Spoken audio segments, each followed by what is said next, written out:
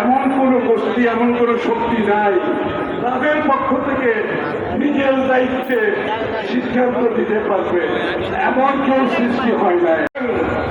স্বাধীনতাকে মূলধন করে, কোন ব্যক্তিকে মূলধন করে কোন খারাপ কাজ টিকে থাকতে পারে বাংলাদেশে প্রমাণ হয়েছে, বাংলাদেশে প্রমাণ হয়েছে।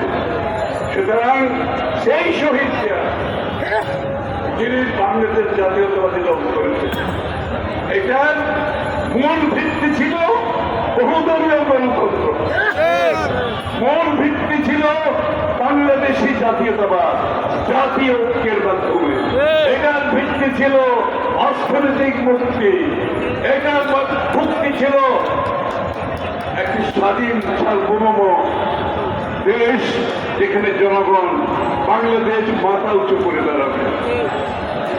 এই জন্যই শহীদ প্রেসিডেন্ট জিয়াউর রহমানের বাংলাদেশ জাতীয়তাবাদী দল আজকেও মাথা উঁচু করে দাঁড়িয়ে আছে। এই দলকে ভাঙার জন্য, এই দলকে ধ্বংস করার জন্য এমন কিছু করা হয় না, কিছুই বাকি ছিল না। বিভিন্ন আমলে বিভিন্নভাবে চেষ্টা করেছে। আর গত 15 বছরে তো আমাদের নেতা কর্মীরা বাড়ি করে থাকতে পারেন না, আমাদের নেতা কর্মীরা চাকরি হারিয়েছে, ব্যবসা হারিয়েছে, আমাদের নেতা কর্মীরা পালিয়ে বেরিয়েছে, আমাদের নেতা কর্মীরা বাড়িতে থাকতে পারে না, আমাদের নেতা কর্মীরা জীবন দিয়েছে, রক্ত দিয়েছে, কম হয়েছে, খুন হয়েছে। আমাদের নেতা কর্মীরা বছরের পর বছর মিথ্যা মামলায় জেলখানায় কাটিয়েছে, আমিও কাটিয়েছি আপনাদের সাথে। আমরা সবাই তার শিকার। সুতরাং এর মধ্যে প্রধান উদ্দেশ্য ছিল বিএনপিকে ধ্বংস করে দেওয়া। বিএনপি আজকে কোথায়? আর যারা ধ্বংস করতে গিয়েছিল তারা কোথায়? ভালো কাজ, আমরা রক্ত দিয়েছি, আমরা জেলে গিয়েছি, আমরা অনেক কিছু হারিয়েছি জীবনে, আমরা আমাদের অনেক নেতা কর্মীকে হারিয়েছি, আমাদের অনেক কিছু হারিয়েছি, কিন্তু একটি জায়গায় একটা ভালো কাজ হয়েছে। বিএনপির নেতা কর্মীরা জ্বলে পুড়ে খাঁটি সোনায় তৈরি হয়ে গেছে। এদেরকে কেউ চাষ করার গুরুত্ব এই জন্য বিএনপিকে ভাবতে পারে না। এই জন্য বিএনপিকে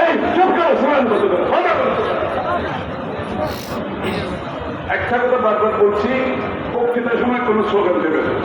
রাজনীতি নতুন ভাবে শিখতে হবে, রাজনীতি দিয়ে চলবে, রাজনীতি দিয়ে চলবে। বিএনপি আজকে অনেক বেশি শক্তিশালী, আমাদেরকে কেউ থামাতে পারবে না। একটা কথা আমি বারবার বলছি, বিএনপিকে যখনই যারা থামাতে গিয়েছে তারা ধ্বংস হয়েছে। আবার আজকে কথা কেন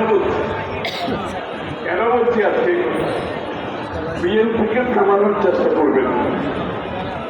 বাংলাদেশের গণতন্ত্রের মাধ্যমে বাংলাদেশের জনগণ তাদের ভোটাধিকার প্রয়োগ করে তাদের সরকার, তাদের সংসদ দেখতে চায়। এটা বাধাগ্রস্ত করার কোন সুযোগ নাই। এবং বিএনপি এর জন্য বিগত দিনে অনেক ত্যাগ স্বীকার করেছে, প্রয়োজনে আবারও ত্যাগ স্বীকার করতে আমরা রাজি। গণতন্ত্র কেউ কেড়ে নিতে পারবে না, কেউ বলে দিতে পারে না বাংলাদেশের আগামী দিনে বাংলাদেশের রাজনীতি কি হবে। এই সিদ্ধান্ত দেবে বাংলাদেশের জনগণ। এই সিদ্ধান্ত কেউ দেওয়ার কোন সুযোগ নাই। এই সিদ্ধান্ত দেওয়ার জন্য অনেকে চেষ্টা করেছে। স্বাধীনতার পরে শেখ মুজিবুর রহমান সাহেব চেষ্টা করেছে, পেরেছে? এরশাদ একটা একটা ন্যারেটিভ তৈরি করেছে, নতুন একটা, সে পেরেছে? শেখ হাসিনার অনেক তার একটা নিজস্ব, তার একটা ন্যারেটিভ তৈরি করেছিল, পেরেছে? তবে আমরা সবাইকে বলবো সেদিকে না গিয়ে বাংলাদেশের জনগণকে তাদের ন্যারেটিভ তৈরি করতে দেয়, তাদের সিদ্ধান্ত তাদেরকে দিতে দেয়।